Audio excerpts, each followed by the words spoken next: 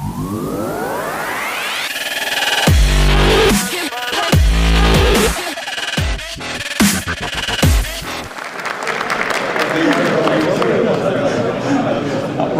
on time for starting.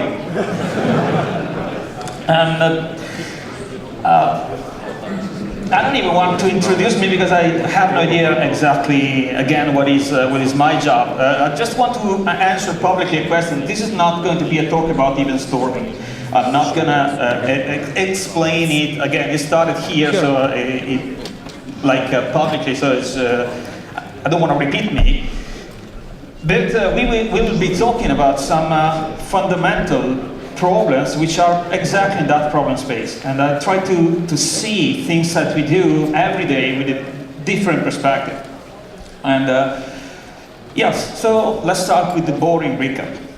And in the principle there was this waterfall, and yes, it was not exactly waterfall, but yes, nobody uses waterfall anymore. So that's the end of my recap. But I need waterfall for one reason, because I want to start to see development activities with a different perspective. And well, actually a couple of different perspectives. The first perspective I would like to use is the one from Daniel Pink. Daniel Pink made a great book, but actually an even better video. I mean, the video is 11 minutes, really worth watching. The book is good, but then, well, the work on the video was so great that actually just go for the video. And he basically says that the reason why we do things is it boils down to three main drivers: autonomy, mastery, and purpose. And if you're here, well, you're probably here for some of this reason. You probably want to learn something, want to be a master in your field, you want to be able to deliver something within the need of somebody else, and then you want to do it for a reason. More specifically, it's just like whatever is the job that we are doing, we need to feel that we did a good job. It's just the same feeling that we had as kids, the same little fun that we had, but also that, oh wow, that was good, and then maybe your parents just tell, you know, that was great. So that's the type of perspective I would like to have in taking a look at what we do in our daily jobs. And to get into this perspective, that's going to be my trick. We're going to have special goggles and try to see things with a different perspective. So yes, this is a little advice for the technician. It just it's not broken, it's just working fine. It's just me making a mess with colors. So with this, let's call it the pink check. Let's look at what happens in a waterfall according to three parameters. When we talk about autonomy, yeah, we're not software developers. We're totally depending on specs written by somebody else. Talking about mastery, oh yes, there used to be mastery in such a scenario. I don't think it's specifically to enterprise corporate software development. And then mastery was this type of mastery. Was UML mastery, was making layers of stuff way before it was going to production. And then when it comes with the purpose, normally the purpose in large-scale waterfall project was, let's just not screw up everything this time. It was really clear, let's hope we can do a better job. But then this is just the feeling at the beginning of the project. End of the project, well, just some months when the deadline is starting to press and the feeling in the team is a little bit less joyful. Well, let's make the check again. And the check again is telling, what is autonomy? Well, the thing is, after some months we realized that, well, the specs weren't complete, and so autonomy becomes autonomy. I'm gonna guess what was not in the spec, and I'm gonna start cutting corners because there is no way that I'm gonna deliver something by following the specs. And when it comes to mastery, well, there's another type of mastery. UML mastery is not gonna lead us into production, so yes, that's a solution. Patching. That's kind of obvious. Then, what is the purpose at the end? Well, the purpose shifts into something sinister, which is, let's just get out of here.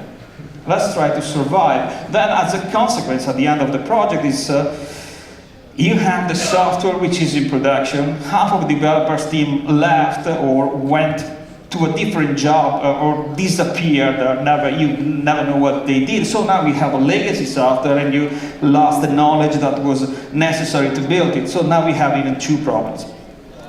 The other thing, then I started to look like why this was existing, and if there was anything that was good for, well, one thing that was really optimal for in waterfall schema was actually this one. Just finger point, it was somebody else's fault. It was not optimized for success, but it was optimized for, yeah, not my fault type of stuff. It was always somebody else's fault. It was specs that were not completed, developers that didn't understand them, and so on. But that was the past. Let's look at what are we doing now. And I suppose that everybody, or more or less everybody, is doing some form of agile. And I'm taking it as a very, very broad type of definition. And yes, let's not do that. More specifically, I'm referring, well, let's take Scrum as an example. I'm going to be really, really short with this one. You have a team which is supposed to deliver quality software in sprints. And I did a little finger pointing, picky, in talking about iteratively. Yes, iterative means that you rewrite existing software when learning new stuff. With incremental, you can pile up crap week after week. So that's a little different, I really care about it. But, yes, let's put the goggles on. And the pink check with the ideal Scrum just tells us autonomy. What about it? Looks like pretty good. We have a cross-functional autonomous team, actually by definition. So I wasn't expecting these, but it looks like somebody's been reading Daniel Pink's book before it was written, so that's really good. When it comes to mastery, well, on the envelope of Scrum, it's written something like, yeah, apply the best engineering practices. So, well, looks like we have a pretty good match. When it comes with the purpose, well, satisfying customers, shipping quality software week after week, doesn't look that bad. We still could have a lot of discussion about definition of done, but actually isn't that bad. So yes, not bad, but still, there's something that, that's the reason why we're still struggling. So, the question for me now becomes, what is Agile optimized for? And yeah, on the envelope it was written like, yeah, responding to change, something. Like, yeah, more flexibility, you can make shift to the plan. But then I have this one. And actually, I used to like it. I used to like the fact that we can make a flexible prediction by drawing a line that gain us some expectation about where could we deliver stuff or not. But then the more I was working in Agile fashion, I got questions like this one. How many days is a story point? So trying to turn flexibility that was built in the process into, yes, something really more strict and predictable. And looks like most of the people doing Agile, not the people from the early days, but I would say second or third wave, no, not so much flexibility. What we need now is just predictability. Again, we would like, well, they were looking for fake predictability at the waterfall level. Now, looks like the thing that matters most in Agile are the control structure and not the real thing at the core. And, well, you could have many strategies for dealing with that. One is just open sabotage. So just, I don't always use story points, but not always on the same side, so that you can mess up things a lot. But maybe you could start thinking in a slightly different way. And it's something that happened to me like, well, to be honest, the first time I was thinking about a different type of bottleneck, it was actually a joke that I put in a presentation 5 years ago. Then I started to believe it. Then I realized somebody else was already speaking about this stuff, and yeah, it looks like it's been in the couple of years we've been bouncing back this idea many times. I'm going to be quoting Dan North a lot, and he's a speaker right after me. So, and telling the same thing in a different way, that's my way to say basically the same thing. Yeah, software development is the learning process, and working code is a side effect. Well, let's take it to a little bit more extreme consequences. It's just telling us that if we want to improve, if we want to improve the delivery of working software, you just don't have to improve the delivery of working software. That's a very stupid way to manage a system. The working code is a side effect. So you can't just mess with something at a different level and try to control the system in a more sophisticated way. So put it another way, one thing that happened, and I don't know exactly when this happened, because at the beginning, writing code was a mess. I mean, it was really, really a time-consuming activity. You remember when everything started, that language became more sophisticated. But one of the key turning points in my personal experience has been a colleague that wrote actually a visual interpreter for event storming, so they could model and generate code. And they said, like, we could have everything already generated. It was extremely quick. It didn't save us any time. Actually, we were faster by typing. We were slower in getting the code, but we had more control, more confidence on the code because we did it. So it was the fact that actually the real bottleneck, again, was the time to learn, the time to understand what we were doing, and speeding up the code was not actually doing the best thing. The bottleneck shifted. It used to be in the code, but not anymore. Now we have a problem with that. Everybody's tracking software, everybody's tracking the feature delivered. You can write tests for it, but learning isn't a deliverable. Even worse, learning isn't visible, so you cannot really track it. And this is leaving people in a weird state, like they need to track something visible. It's not shippable, it's not something that you move, oh, we improved learning a lot. The thing is, this is not there, so people don't really do it. But then we have a problem. The real problem is this one. I'm gonna read it. I like it. It's one of my favorite tweets. It's just develop a misunderstanding or understanding, not expert knowledge that gets released in production. That was the only sentence I could use to make it, to stop a boss of a company for blaming his team. Like, I told you this so many times. But think about it. This is the thing that goes into production, and this is not visible till you release it. So it's not even a way of being a hipster or a tree hugger. I just try to manage risk, and the biggest risk for a corporate software development project is people going in production with stuff they don't understand.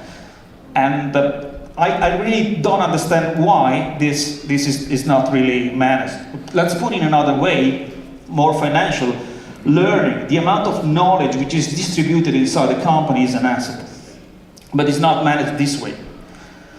So I put, with a little fine tuning, I take a look to the learning thing, and I look back to this burnout chart, and I don't see any learning. I see just people releasing stuff in a predictable way, but I don't see breakthroughs. I don't see anything that makes, oh, now I know it. Now I can speed up things. The thing is, we have all of this focus on control system, on predictability, but this is basically postponing the possible breakthroughs. We're actively, unconsciously, postponing the possibility of a breakthrough. And of course, yeah, I'm not a mindless zealot about this one. I know that some software projects don't involve so much learning. Some software projects are just, well, you gotta actually do stuff. But for critical software project, yes, the learning part is really important. So some projects are gonna be boring. Some domains will be consolidated, so there won't be not so much discovery, but if a domain is being consolidated for 40 years, maybe it's being consolidated on 40 years old ideas, so a little bit of suspect could be there.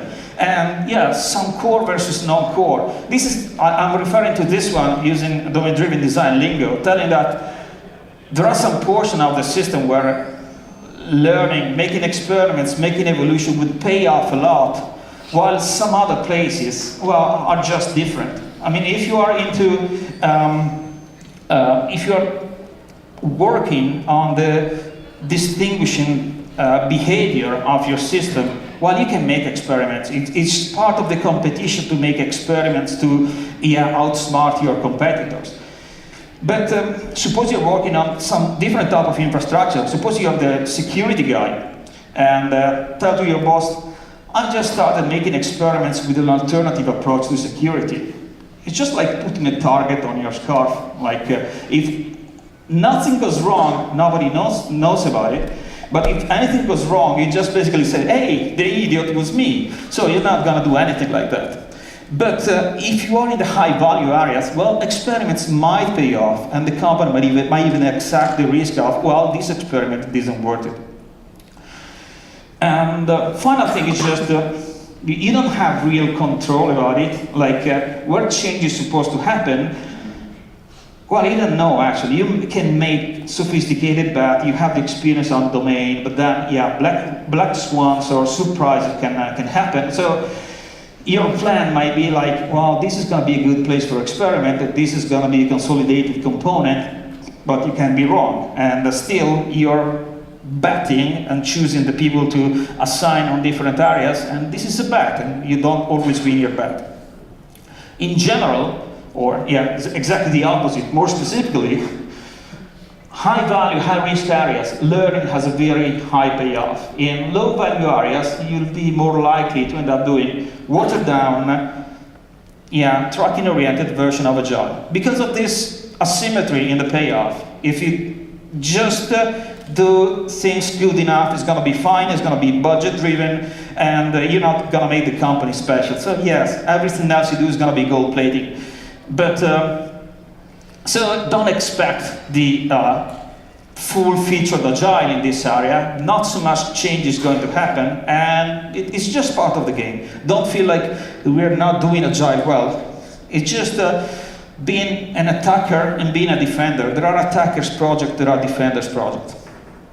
But that was an important thing for me. We move the focus on predictability, and companies are focusing on predictability no matter what. So they're managing offshore software development project. Yes, tracking and predictability is the most important thing. Embrace change, yes, a lot less. But some projects will need a different approach. Let's get back to the NLP and to think about this feeling that we need to do a good job. And it's not generic anymore. It's not just a job. We are programmers. And as programmers, it's just a different type of job. We're learners. It's just something that we basically do every day. We are coming to this conference for learning new stuff. We had a pretty good Kotlin talk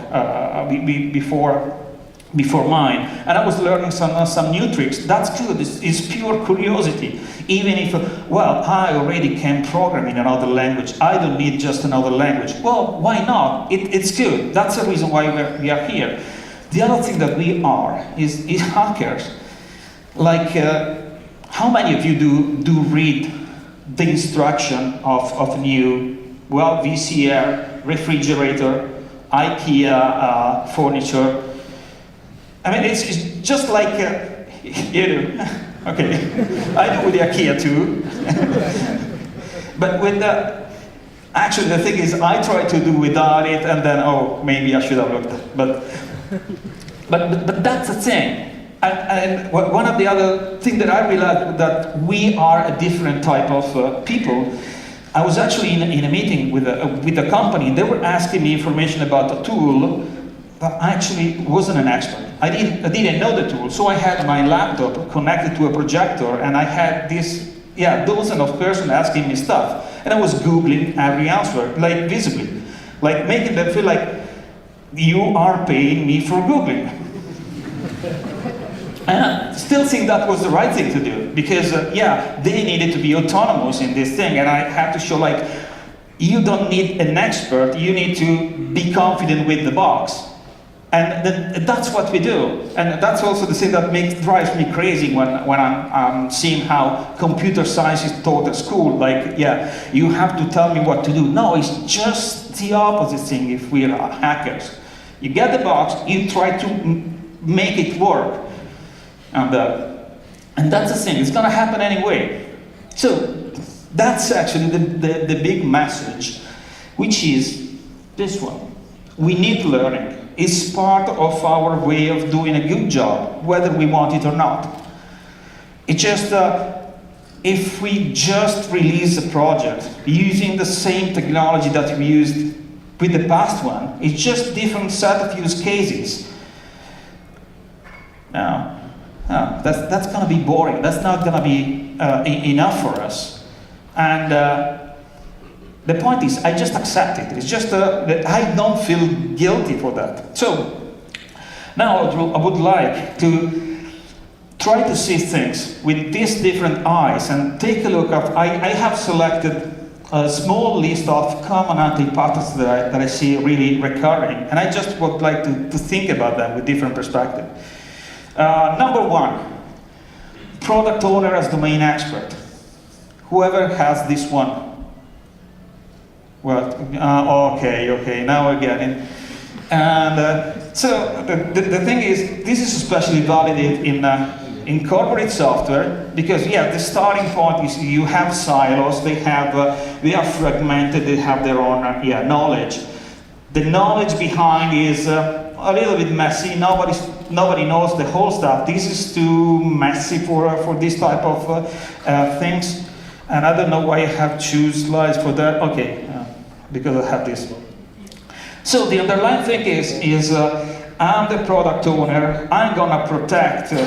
Actually, was one of the ideas from Scrum, but twisted. I'm gonna protect the team from this complexity. So product owner thinks I am going to do all the learning in order to speed up the coding, more or less. Well, we can say two things. Look like, well, I'm not saying that he's a bad guy. No, he's a good guy, tries to help. Only this one is a terribly bad idea.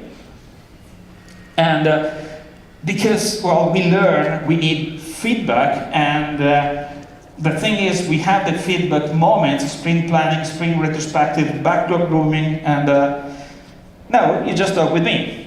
We still have this guy in the room, but then every feedback is kind of second hand. I'm gonna do all the talking.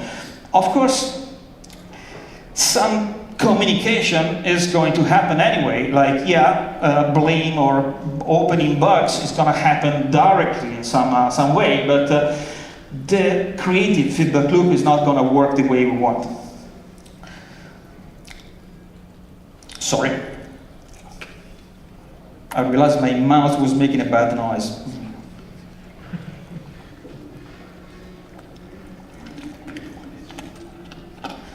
So let's try to see it again with the pink goggles. So where's the autonomy gone? Well, it used to be we were autonomous in the Scrum team. Well, now we need to ask the PO, and the PO needs to ask the real domain expert too. So this is not working. Mastery. Still couldn't find the answer. Looks like it really doesn't matter that much in this case. And the purpose, well, the purpose is just, making the product owner happy. Doesn't really sound like the right thing to do. Like, now I'll try to be quick. product owner wasn't intended to be that way. It wasn't, we needed just somebody to manage a priority and vision, and it turned out to be, I'm gonna take care of all the requirements and feed them to the development team. I don't know why. And yes, I mentioned that I'm gonna talk a little about my home specialty. Yes, it does help, and that's one of the solutions, which is cross this barrier, put the key people in the same room, sketch a model of the whole system together, learn as much as you can, and well, actually, it's fun and creates a lot of bindings and background for conversation, and really work and bypasses this problem a lot. But again, that's the only thing I want to say about event storming. I already talked about it too much in this conference, and this talk is about the problem, not my solution. So the real problem behind it is this one. A single person knowing everything is a big risk. It's just like, well, one is a best factor of one. This product owner leaves the company, we're lost, we have no idea about what to do. But the other thing is just even more scarier, which is a single person pretending to know everything is an even bigger risk. Especially because nobody can tell the difference. I mean, we're just developers. Who are us to challenge the domain competence of the supposed domain expert, even if it's just second-hand learning? And actually, if you start seeing it that way, like knowledge is an asset, learning is an asset, and you start seeing all of the barriers for the people, for learning, for having the meaningful conversation with the right people, this is so stupid. I mean, I can't justify this stupidity only because learning is invisible. Because the amount of crap that is around this process is, you're not supposed to talk with the real experts. You're not supposed to talk with the users. I even had a company that had an explicit rule that prohibited developers from being in the same room with the users. And the reason is even more annoying, but I can't. Another anti-pattern, let's look at it. Similar, user stories as specification. How many people have been into that? You remember this one? Just, user stories were supposed to be a placeholder for a future conversation. A small placeholder by default. That's the reason why they use index cards, so you can't write much stuff on it. It just has to fit this format. And then we had a template that was born with the best intention. But then, well, people had the template. So a template is a pretty good shortcut for not thinking. And it's in the human nature. It's just because we can go back to Kahneman, System 1 and System 2. System 2 thinking, System 1 use a template, let's go for it. But then you get templates like this one. I actually saw something like that. As a project manager, I want feature 245 so that we can release the project. That's a purpose, that's a feature. And then, what is the future conversation? Well, it's just, what's the link to the specification? So I can read it, end of the conversation. So, again, let's get back to the ping check and autonomy. Well, lost. We need to ask the PO anyway. And again, behind the scenes, the product owner is asking to somebody else. Mastery, now we're getting really pretty bad, because before that we have a little bit more of a conversation, even if not with the right people. Now there's not even a conversation. Like, programming is just translating specification into another language. No. And what about the purpose? Well, the purpose becomes something really less interesting, which is just deliver something on Friday and then, have a good weekend. There's another underlying problem here, which is actually this one, where it says, specifications are boring. But I mean, really a lot boring. And sometimes I admire people that are able to finish to write a specification. And just 1 week ago, actually, was given a specification document that was 200 pages. And I was thinking, what? This is 216, 200 pages specification. Of course, I was not reading it. But the thing is, it's not for the 200 pages, because I can read one of these things in 3-4 days, which is 1,000 pages. So the real reason why I'm reading this one and not reading the specification, even if I'm paid to do this, is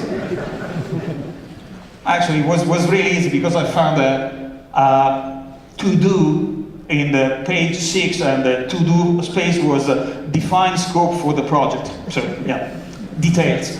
Anyway, why do I find the time to read 1,000 pages in 3 days, and I don't read a specification document? Well, I already told you, it's boring. It's so boring. And the fun thing is just I actually learned a lot about the Lannister family and the Starks and so on. I can even remember some quotes. I was even studying the genealogy of the different characters. I was reading the maps. The maps was perfect. So if you think about it, you think as a learning tool, you have the TV series, you have the book, you have the map. That's hypermedia type of learning. And it has a pretty good storytelling. You don't see anything like this in a specification. So you won't learn much from a specification. I wasn't reading those books with the intent of learning, but I ended up learning about, everybody. So, the thing that is not very wise to say in a corporate environment, just if it's boring, I'm not going to learn it. Oh, well, we are paid for doing that. It's not me deciding it. It's just the way our brain is working. The other thing, it's also the opposite, it's true.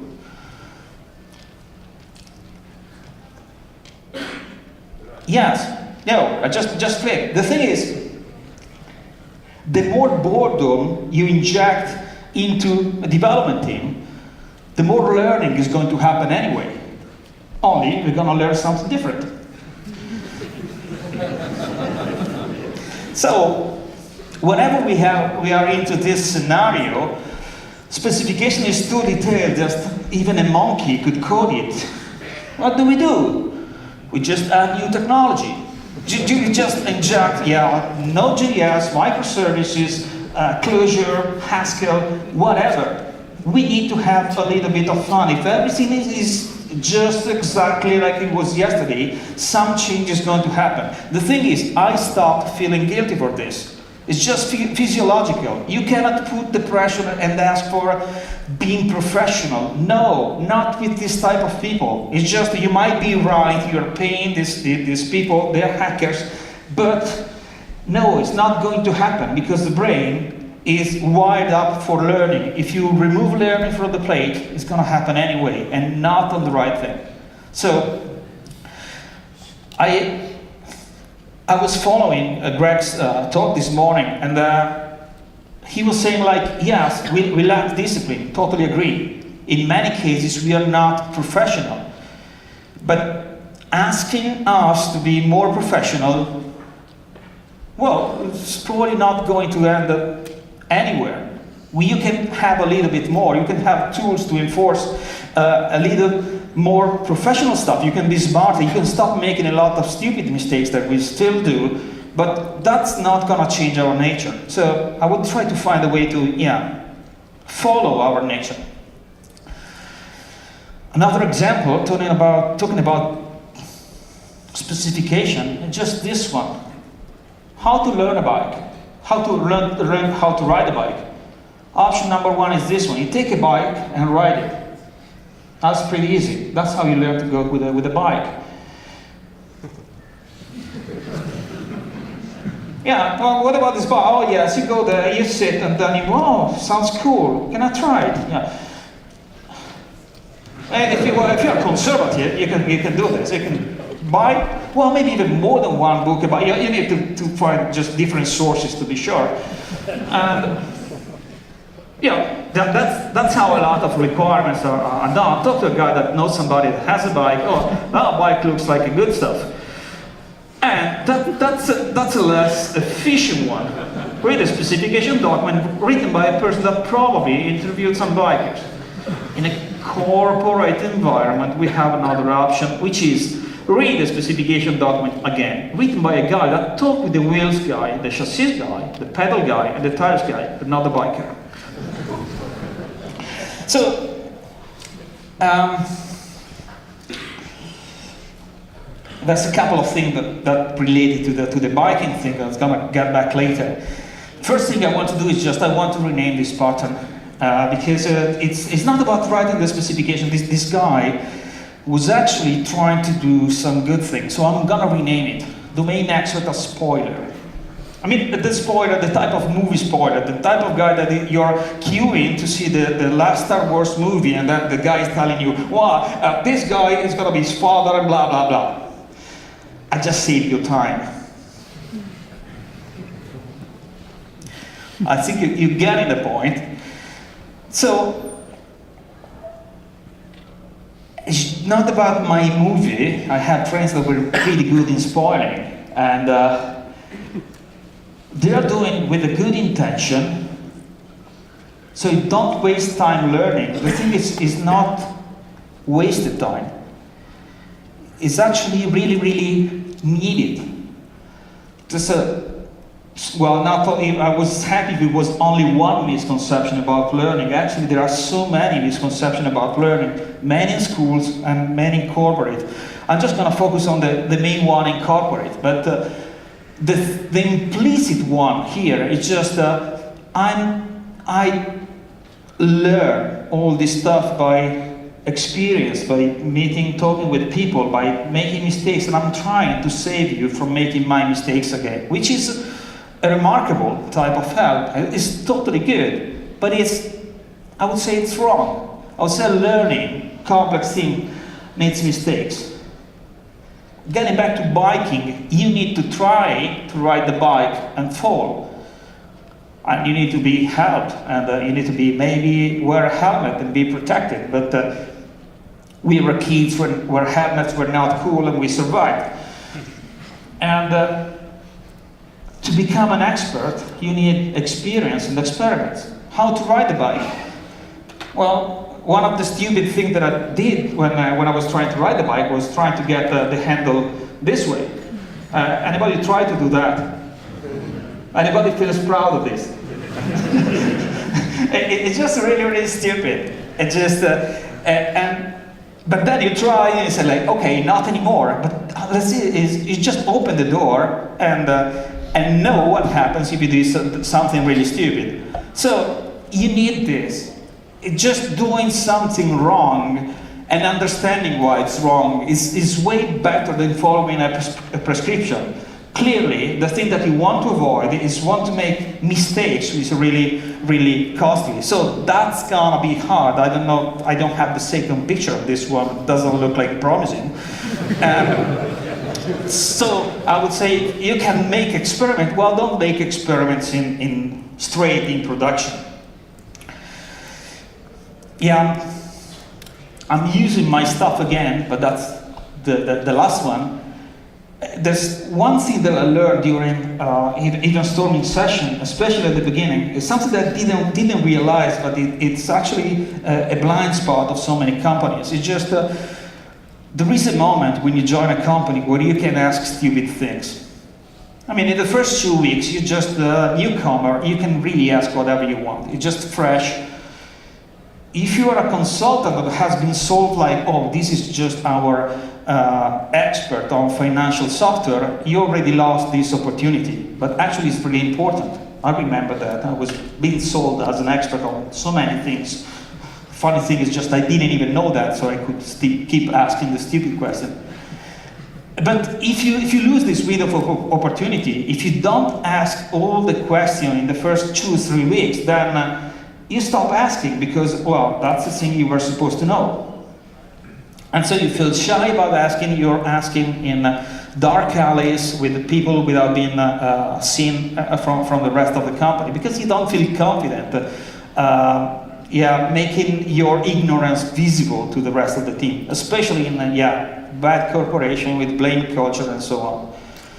So given that we have this window of opportunity, the best strategy for me is try to anticipate the learning as much as possible. Just go for the blind spot, go for the big question marks. The other thing that I learned is just if you have a question mark on this one, there's probably 3-4 other people that have the same question mark but don't dare to ask. So you're gonna make them a big favor. And yes, I'm quoting Dan North again on something. It's still deliberate discovery as a principle. Another pretty bad anti-pattern is what I call the dungeon master. The thing started from a presentation from Cyril Martrel in DDD Europe last year. He was again pointing to the domain expert as product owner, or the fact that the worst possible product owner was the author of the previous version of the software. For rewriting software, that's basically a dead end. And it resonated so much that I realized that I have this problem there. Then I said, like, okay, let's give this thing a name. So I wrote a blog post on Medium on the Dungeon Master, and here I'm quoting myself. So, author of the original software that used to pose the business in the early days and still does, but used to be an asset at the beginning, then it just turned into something, more legacy, big ball of mud stuff. Deeply entrenched with the software, he knows the software better than anyone else. Even if he's not anymore a software developer, he cannot just go, it's just like a person that used to be in jail has something on the leg, like if it goes away from the server more than 10 meters, start beeping type of stuff. And problem of that software, you talk with this guy. Actually, you always talk with this guy because you always have a problem with the software. But then this guy becomes unavailable, becomes a bottleneck in the company and so on. In general, that's a summary. The dark secret of the Dungeon Master, he knows every trap in the legacy software because he was the one to leave the traps around. It's just unfinished software. Well, for pretty good reason. It was late, it was the weekend, whatever, too much pressure, not a problem. But it looks like I made everybody, well, maybe not everybody, some people said, like, are you working in my company? Some other people said, like, felt totally insulted from my past. Maybe even because I added this picture just to make things a little bit more gory. And somebody told me that I was just using too much aging, and in fact, they totally misunderstood my words, because the words of the supposed to be old guy were in fact mine, because I'm 46 and I was feeling exactly the same. But there was a lot of debate about it, but the thing is, well, this pattern happens over and over, and I've still seen in many companies, and will happen again. The funny thing that happened after writing this post, I was reading this book this summer, it's called Black Box Thinking, and it basically gave me the background explanation for everything. Like the cost of admitting that you were wrong on something when it's challenging the perception of self is really, really hard. So in every company where you have this situation of one single person creating a lot of software, unless you have a very good approach from the beginning, detachment, some other people that took over the software, just in a, I would say, Zen way, you're gonna have problems like this pattern. And the solution is not at all easy. Let's make the pink check on this scenario. Talking about autonomy. No, you have no autonomy at all. You have the legacy. The legacy is so hard to change, and no, you are actually slave to the legacy. So the only autonomy is as long as you're chained. Mastery. two things are happening. One, if you're working on that legacy code, you're always going to be number two. It's just you can't beat the master on his own territory. It's just he was the guy creating all the trouble. He's also the judge of, well, that's not the right way to do things in this system. Who decided? I made the system. So you can't beat the dealer type of thing. What is the purpose? Well, the purpose is actually gone. Then if you think about the learning, yeah, there's no real learning. The learning that happens in this situation has actually no value on the market, unless you're going to get into psychology. It's actually a lot of suffering, but it just starts bit by bit and gets into this situation. One thing I said in the article, and actually I promised I was going to write a second article about it, is what happens to the collaborators, where the guys that I call the minions. Is not intended to be an offense, it's just like your learning is capped, because yes, you can't beat the dealer, and so you can always be the young apprentice and never going to be as good to take over the whole stuff, unless you start destroying the whole stuff in the without anybody looking at it. That's another anti-pattern. I think you were not expecting this one to be an anti-pattern. Cadence. That's a typical thing from agile iteration. We love cadence. We have sprints and so on. And even in Kanban, where you don't have iteration, well, let's establish a cadence. A cadence is good. But then, that's something that happened from my personal experience. And this is not my daughter, that's just a picture from the internet, but because I didn't have them on my laptop, sorry. But something that comes from my personal experience is just, they started working all on holiday, which is, fun. We live in the same house for, almost every week of the year. Then on holiday, they started to work. They started talking on holiday. Well, we took 2 holidays. They started climbing on a holiday a couple of years later.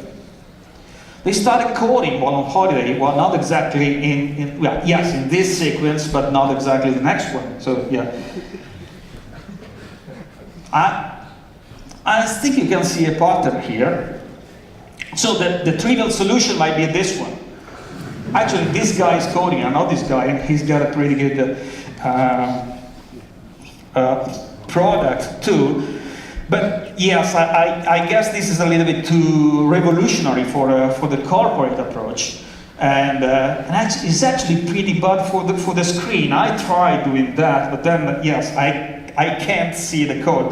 But the real thing is, I'm not suggesting this one, but what I'm telling you that the key was being in an unexpected situation. There was so much learning that was triggered by being in a different place. And cadence is doing exactly the opposite. Cadence is establishing a boring type of repeatable activity. It's Monday, oh, so it's planning day. Oh, so it's Friday, so it's retrospective day. Well, it's good for the first 3-4 weeks, then, boring. And then, kind of simple idea, let's take a special day.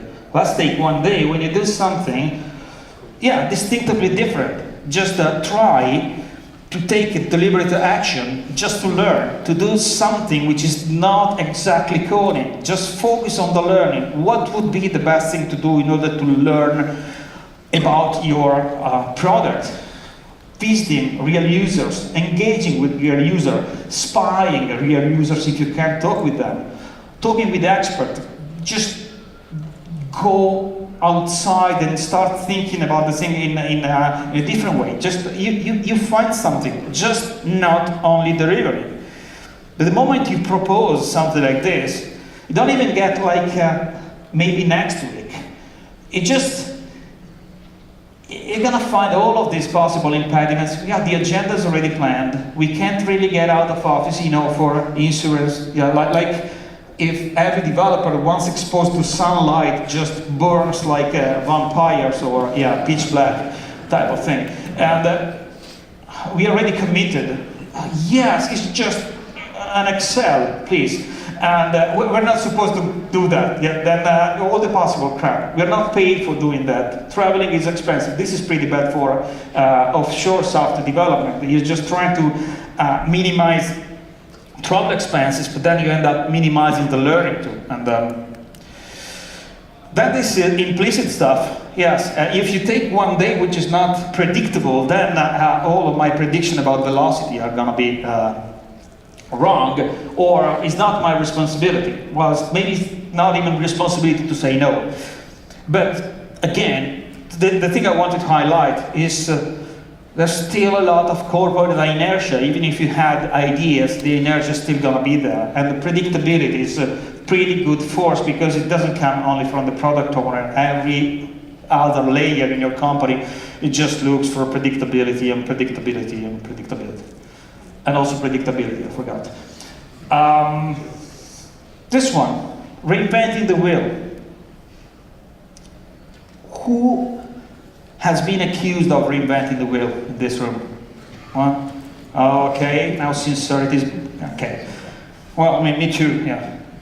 But the point is, I realized that I don't have to feel guilty for that anymore. Because reinventing the wheel is exactly learning. It's just our way to understand the inner mechanics of the thing we were supposed to work with. I know that somebody else solved the problem, but I need to get some knowledge about the how. I know it's gonna save time just to use everything black box. But you know what? I'm gonna see what is inside the black box anyway. I'm a hacker.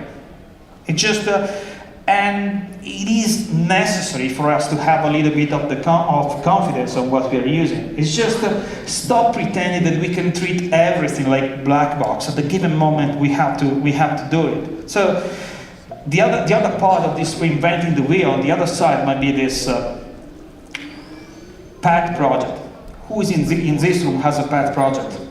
I want to see only this one. They'll be honest. Okay. Yes. Well, probably this is the most important thing. Almost everybody has a pet project, but accountants don't have a pet balance sheet. I mean, we're different. Why they don't have a pet balance sheet? I just want to do a little bit of my balance sheet during the weekend or overnight. It's so funny balance sheet. We are different. Now, the way our brain is working, the pet project is the reinventing the wheel, doing something over and over. I've been doing, well, sometimes you just call them katas, sometimes you just call it, I forgot the file, but you repeat, you're doing things and it's fine. The thing that is not fine is just mixing this type of thing with production code. And that's actually one of the consequences of focusing on, only delivery. So this is the main driver for, reinventing the wheel and production. Kind of quick, same office, same desk. Just boring, every morning, again. Exchangeable resources. Oh yeah, you have a lot of turnover. Oh yes, you're totally blind to the learning. You change the people, every new person has a couple of months of learning, then you just add to the balance sheet. Yeah, the thing is I could continue for weeks talking about this something pattern.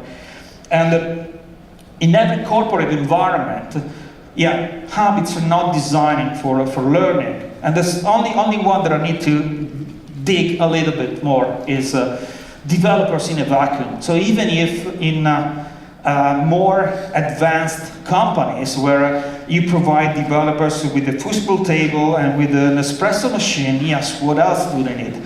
And you just screen them from the actual purpose of the thing.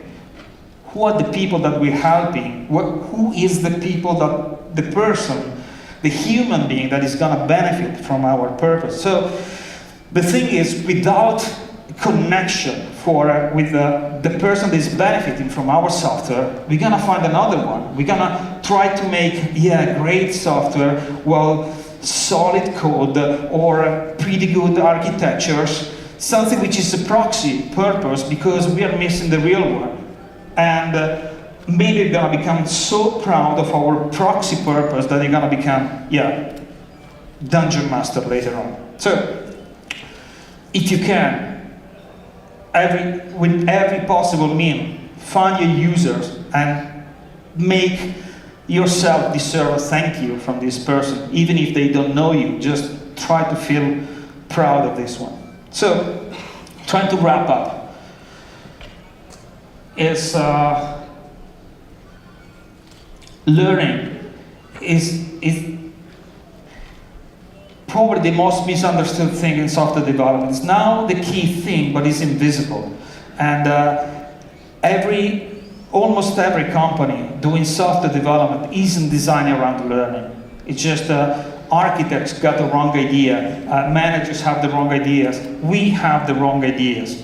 I can give you suggestions, I can give you ideas, but the thing that is important for me is just, I would like you to give you an ideal pair of glasses, go back into your offices, take a look to, this is not a good place for learning. Have a different look at what you're doing, because if you start to see how learning flows, how the meaningful conversations are happening, you start to see impediments along the way. And I would like you to try to remove each one of them, one by one, slowly, but try to look at it. It's just, it doesn't take so much studying about the learning mechanics. It's not because the learning isn't a sophisticated topic, it's because the situation is really so crappy that even the small ideas are already making a difference. And in the past 2 years, doing AGILE, it kind of shift about what happened to the waterfall. Royce has a different idea and then everybody took it wrong. Well, actually AGILE did a pretty good job in resisting for so many years without being corrupted. Now we are ending, there's so much dark side, and some of the best ideas are coming from this lean startup field, if you want to have a look. The other thing that is from me is just managing tendencies is way more interesting than blaming. Like, stop reinventing the wheel. Oh yes, but somebody's got to reinvent the wheel anyway. Just, there is no space for learning, or maybe this should be, or maybe it's going to happen during evening time anyway. But accepting the fact that we are weird people is probably a wiser way to manage developers. We're humans and we want change easily. And again, learning is going to happen anyway, whether we want it or not. What we can do is learning the important thing. If the important things are really challenging, they have a good narrative, they are meaningful, they have a purpose, then we're going to learn them. Otherwise, we're going to skip the specification and read Game of Thrones. And yes, purpose is a great driver for doing a good job. So I'm actually finished. And now I'm going to be the check. I prepared this one before looking at that. So I have questions, and I know that it's going to be there. And I know if I can skip some of them. Yes, presentation will be available.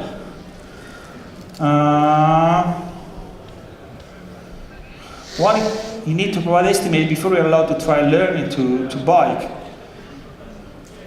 Well, I'm not referring to the person asking me, but half of my job as a consultant is not answering questions. It's just challenging them. And it's very hard to find a polite way to say that, like, look, you just, no, well, I have an answer for this one, which is, the game is called Find the Scapegoat. The first person that says a number is going to be the scapegoat. I'm not going to give you a number. Then people might realize that I'm going to be the dealer now. What's your opinion on time-related estimation of medium to long-term projects? Is this agile practice? I think this is a corporate type of torture, but people need estimation. the thing is, most of the time people are trying to remove risk from the table. And there is risk in learning, there is risk of not learning, but they are trying to make the Excel too simple. And accepting risk that is going to happen in both sides, that is way more interesting, but takes a little bit more sophistication. How can we sell learning to our customer? Tricky one. Let's have a beer or a coffee outside. Who's Phil? Because it's not about, okay, okay, well, not a 2-minute answer, but selling, actually I don't really have anything to investigate. What do you think about assigning average time value to a story point after half the money is spent?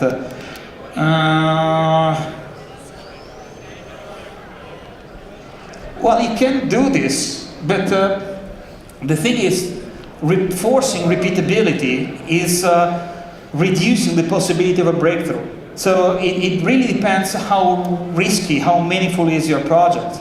And yes, you can do it. You can make a risk evaluation based on this one. But then the problem is, what are these numbers? Are you treating them as a commitment? Are you treating them as a promise? Because every time you put a number, every time the number climbs a level in the hierarchy, it gets more certainty, and nobody knows why. So we already published this day to the investors. I don't know the investors. I was just looking at this feature. So I think that's a real problem over there. What books are you currently reading? Not Game of Thrones, because yes, I'm gonna finish my book only after Martin is gonna finish his own. I don't even know the name of how many books to go. Actually, now I'm reading Sprint from Joe Knapp, and I'm reading what's the name of it? Crossing the Chasm. But yeah, I have a really big work in progress.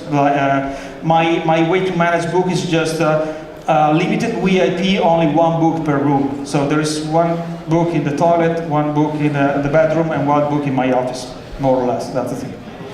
I hope you remove this one from the video. Thank you.